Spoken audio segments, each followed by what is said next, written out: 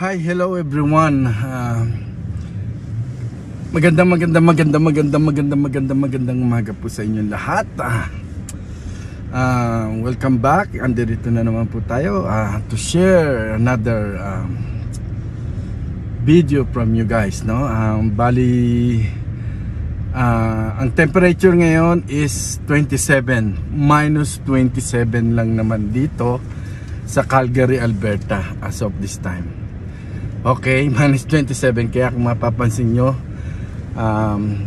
balot na balot po ang inyong Kuya Oscar, no? So anyway, yon, papunta ako ngayon sa yard, even though it's 27 degrees to 31, no, ang temperature ngayon, pero tirik na tirik ang araw, ang ganda-ganda ng araw, no? So anyway, isa-share ko sa inyo kung bakit tayo pupunta sa yard ngayon. Na isa-share ko to sa inyong video ngayon. But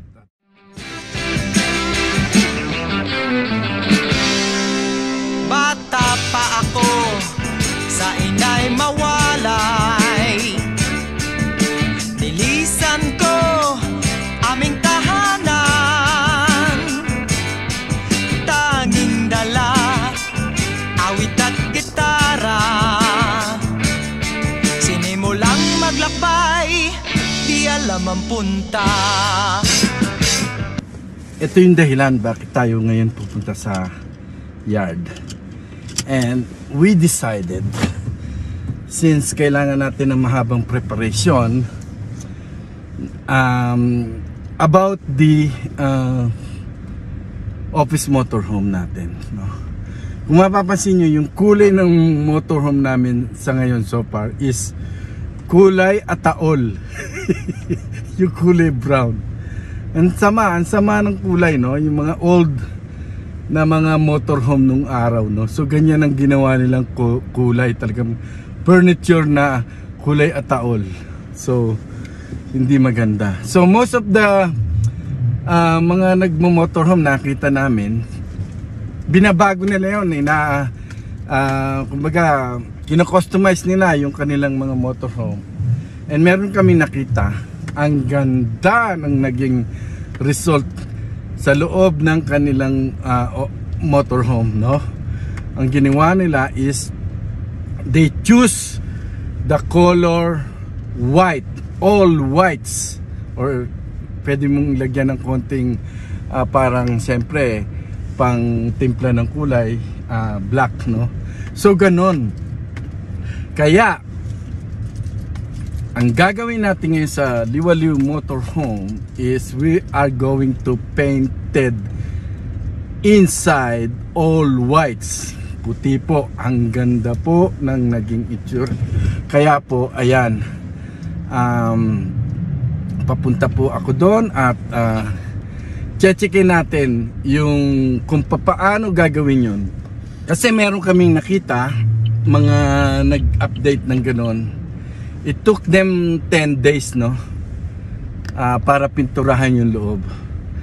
And kung sila nagawa nila yon, especially babae pa yung nagpintura. Kung nagawa nila yon, why not kami, tatlong lalaki, no? Na pwedeng bago nung kulay sa loob, no? Medyo matrabaho nga lang. And if you hired someone to do that for you, it's gonna cost you tons of money, tons of dollars, no? Probably singilin kanila ng $3,000. So hindi na. So ang gagawin natin ngayon, punta tayo sa yard para i-check kung paano mag-install ng flooring para hindi madudumihan yung entire motorhome sa loob.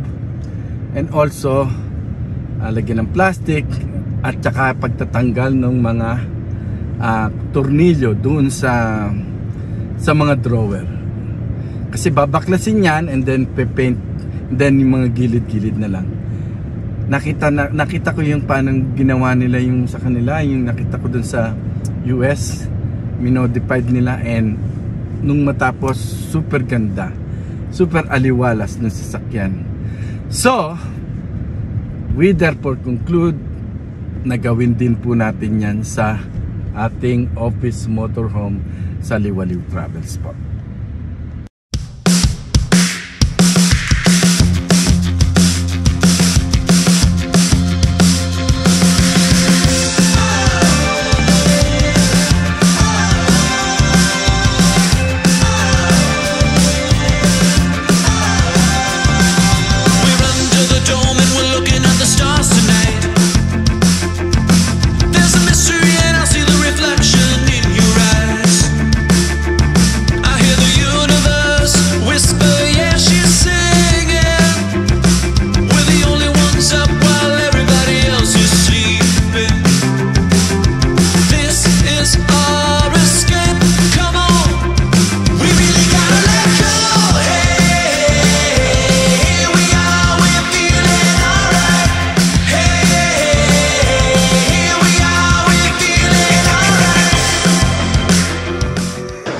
Guys, take advantage ko na rin itong pagkakataon na to, no, regarding dun sa mga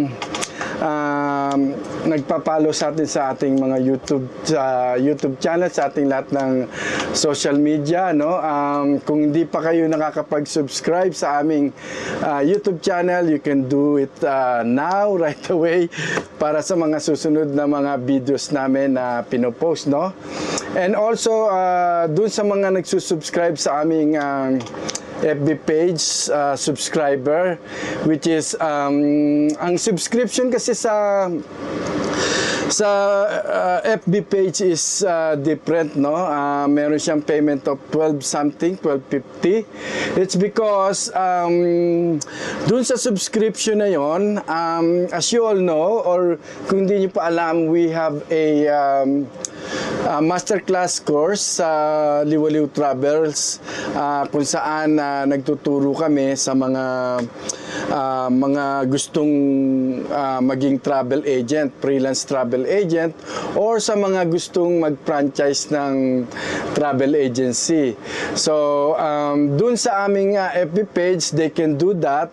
Once they subscribe to our channel sa Facebook page, it's a monthly subscription of, I think, it's cheaper, 12.50 lang siya, kasi ang aming masterclass course sa masterclass course with Oscars, yung binebenta namin sa online and even sa Udemy, would cost 549, no, just to be in the registration, kung saan nandoon na yung aming pagtuturo from the beginning on how you can start running your business as a travel agent or a franchise travel agency. So considering that the Facebook page subscription is really cheap, kasi in that way, if you subscribe with Facebook page, I think it's a no-brainer, no? Kasi ma-access nyo yung aming yung aming masterclass course with Oscar fully, pati yung aming entire na pagtuturo bilang isang freelance travel agent. So, kung hindi pa kayo nakaka-subscribe, I recommend that you subscribe to our Facebook page. And not only that, maraming mga giveaways kami na binibigay sa subscription sa Facebook page and also sa YouTube channel natin. Huwag niyong kalilimutan to subscribe with us. And if you really want to access lang yung aming masterclass course, meron kami sa online masterclass course with Oscar, kung saan nagtuturo kami about having your own travel agency or freelance travel agency, so you can have a chance to earn an income sa pagbibenta po ng packages, tickets, all-inclusive package sa Liwaliw Travel and Tours. So, as part of what we are doing right now dito sa aming plan about touring Canada and US, makikita nyo, we do this business full-time and we really focus on this, kaya meron kaming time. So, kung gusto nyo magkaroon ng chance na ganito rin ang gawin nyo. You can do tour and at the same time, meron kayong trabaho remote, which is the travel agency. We've been doing this for 4 years now and we are successfully doing it. And the platform that we have is really explosive, no? So, yun, I just took the chances of parang i-announce to sa inyo ngayon. So, kung hindi pa kayo nagsusubscribe sa aming Facebook page, sa YouTube, sa aming TikTok, no? Nagsishare kami ng value regarding travels or any type of business. So, yun lang. Siningit ko lang to, guys.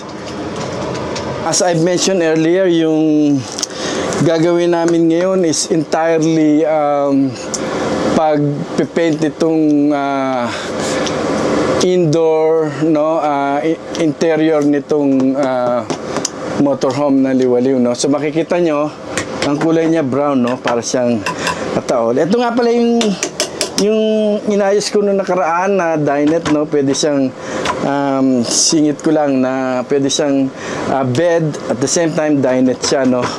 And ito na yung magiging working station natin. Nakita ko doon na pwede palang magkabit doon ng clamp para sa computer. So I think that's the best spot to do mga computers natin tsaka dito, no. Alam mo naman yung mga bata naglalaro lagi ng game, so kailangan din nila ng setup sa gaming, no. Anyways, ito yung binili ko ng heater. Ang sabi nila malakas daw to, powerful. So kung gagamitin natin yung, let's say, kuryente sa hooks up, no, hookups pagka nasa mga yard ka, if this is gonna work, it's gonna help a lot, no, in terms of heater, no. Kailangan kasi, especially kung you plan to do all year RVing, no, or talagang iikot kayo. So ito yung mga effective na dapat na meron tayo, no. So hindi ko pa alam ang power nito, yung wattage nito, gaano kalakas. Sana alam mo, yung sa bahay, pagka sobrang lakas ng wattage, sumihinto, no? Sana hindi naman siya ganon.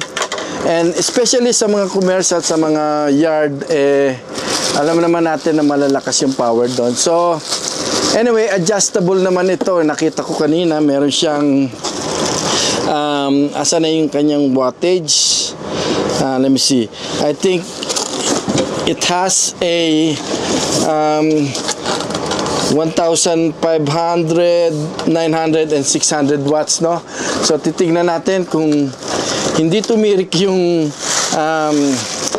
power cord, it means dun sa loob, power outlet, ibig sabihin effective siya, no? So yun, tignan natin, ipa-plug natin to doon, no? Kasi nakita ko meron siyang power, kinabit ko na yung linya, no? Yung linya dun sa loob, dito naka-hook up dito sa entire motorhome, no?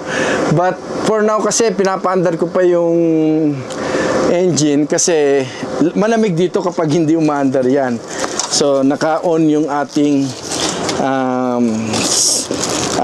motor vehicle, no?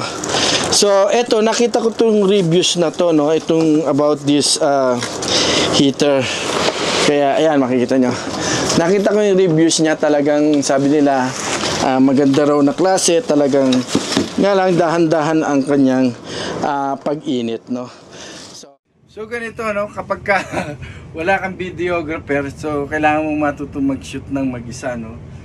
So yun na nga, the time na talagang maggagawin na namin yung tour, Luke Hadrian will do the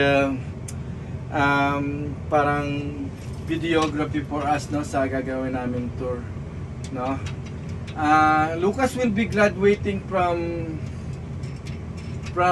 high school, no, and I told him to, you know, take a break muna kasi okay, ito ano ko lang, share ko lang sa inyo, no, yung mga bata, no, sa akin in my own opinion,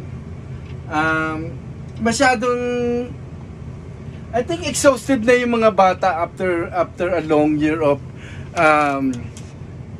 study, no, yung sa sobrang haba ng study, from grade 1, from preschool to high school. So, sa akin lang, in my own, no, parang masyado nang nape-pressure yung bata ngayon. I think, giving them time to refresh, no? So, he's graduated from high school na, and I think giving like a year or two to think about what he would love to take, no, in the future. I think that's the better thing to do for me, as kasi ko ang mindset ko kasi it's about business, no. Kasi nakita ko na matagal nang nakikita ko yung cycle na mga graduate na mga bata, tapos parang hindi sila interesado pa sa kung anong kursong kukunin nila. So I think giving them time to think about and planuhin maigi kung anong gusto nila. So parang kumbaga ang gagawin ko muna is magkaroon muna siya ng kumbaga training, no, for a year or two sa gagawin naming plan about sa business ng Liwaliw Travels. And then if he really decided na mag-take ng course, whatever he wants, no, so it's up to him, no. Parang sa akin is training ground muna, matuto, and then event, kasi ganun dito pwede mo naman gawin yun, di ba, hanggang sa maging matured na yung isip, no. So yun lang sa akin, no. I think sa ibang parents, ibang diskarte nila, no.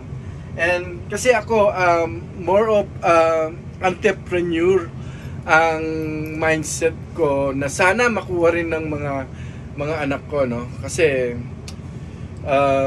but it doesn't mean na sinasabi ko na hindi importante ang pag-aaral. Of course, always ang learning is talagang importante. This is the reason why si AJ, he graduated from tawag dito, 3D design. At the same time, he's taking apprenticeship with me, and he also taking travel agent, no, a travel agent course sa ginagawa namin mga project, no. So after evaluating siguro sa sarili nila, and then they decide kung ano talaga yung gusto nila in the future, I think matured na yung isip nila, no. So sa akin lang, sa akin yun yung way of how I, you know, try to gabayan yung mga anak ko, no, especially na dinala ko sila rito, no. So I want nothing but the best. I think all parents is ganun, no. But for me, kasi nakita ko yung business kasi is marami kang pwedeng gawin kapag mas align ka sa business, no. You're not tied up in a employer or something, no. Yun lang yung nakikita ko, no, kasi mas masarap magtrabaho ka ng sarili mong galaw lahat, no, and chances of growth, no, sa kapag you run your own business, no. So yun lang yung sa akin. Hindi ko naman sinasabi na sundin ng other parents yung diskarte na gusto kong mangyari sa mga anak ko. Yun lang yung para sa akin. Yun guys, the verdict is really effective. Slowly siya, dahan-dahan, pero solid yung kanyang init, no. It can entirely warm up, I think, let's say a portion of this area here, no, and it's electrical. Yun ang kagandahan, electrical siya, no, plug in lang siya sa wall. And here, if we could have one more like here, we can put it somewhere here, just on the safe, safe area, no. Yan, pwede siyang mag-warm up entirely this area here, no, this area. So kung meron ka ritong another pa na isa, then I think it would cover up, no, yung kapag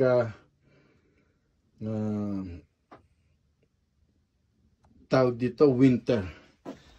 Masusubukan, kaya gusto kong i-try ito ng ngayon winter. So ngayon, inutusan ko si AJ na kunin yung yung box para kasi tatanggalin ko isa-isa tong mga ito dahil kukulayan nga ng puti. All whites, no? All whites. All whites. We really gotta let go. Hey, here we are, we're feeling alright. Hey, here we are, we're feeling alright. You're awakening the fire that was burning too low to feel. And the colors all around getting brighter when you're here with me. Tomorrow's not sure. So, ito na yung itsura niya nung binaklas ko na, no? Yung mga tawag ba doon? Anong tawag doon? Dun sa harapan ng mga divider. So, ganyan na itsura niya. Kasi ang pipinturahan na lang yung mga side na, as I've mentioned, all white. So, itong isa na to magiging siguro black ang pwedeng ilagay dyan sa rep. Rep yan eh. Okay, tapos itong mga to, lahat na yan, all whites. And kung makakahanap ng siguro vinyl na plain white, maganda, no? Kung yung walang bulaklak. So ito siya, no? Natanggal ko na lahat. Sige, ito rin yung nakita ko doon sa parehas ng motorhome na ganito, P30. Binago nila, no? Minodified nila nung matapos para siyang lumaki kasi all whites eh, di ba? No? So yan yung magiging itsura niya, tignan natin. So itong mga yung harapan. So yan ang iiwanan ko dito at yan ang pipinturahan ng spray na lang. No, spray. And with the conclusion of yung heater. So, yan talaga yung challenge ng mga ng mga RVer, no? Yung heater kasi yung propane hindi tumatagal. So, using this, ito sabi nila maganda.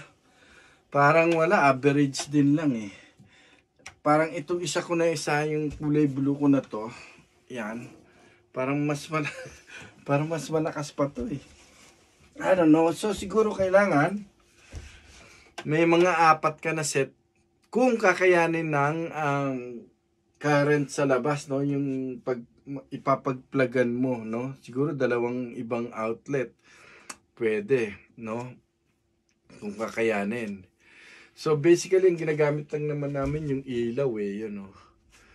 So kapag ginamit mo yung heater, kailangan continuous yung battery plus yung furnace mo hindi mo uubusan ng propane. Yun ang battle ng mga nag-RVer, no? Yung tungkol sa kapag winter, paano mo ibabattle yung lamig. Kasi dito 31 eh, hindi biro-biro, no? Kaya kapag wala kang talagang heater na siguro galing sa furnace talaga, kakayanin pero hindi ganun katindi, no? Kailangan talaga yung furnace. Unless meron tayong makitang ibang solusyon dun sa mga kasamahan na group, no? Yung mga sinasalihan kong group na ng mga nag-RVer din. So, I think that is the conclusion of today's starting project. A few moments later. Katarating ko lang sa yard, hatid ko. Antigas na. Antigas. Tingnan temperature. Super lamig. Oh my God. Oh. But anyway, it's good kasi I just found out talaga hindi kaya nung with this kind of temperature 20 or up 31, you can never have like yung mga portable na heater. They can't beat it because it's really freaking cold. Oh, Kanina okay lang dun nasa loob ako, pero hindi niya kaya, no? If you're gonna stay there for longer time. And look at oh my goodness, super like 20. Oh my goodness, I need to warm up. Oh, natapos din, natanggal ko lahat, no? Yung mga cabinet, so it's gonna be all whites. Oh, it's fun, I love it. Anyway, see you again later, guys.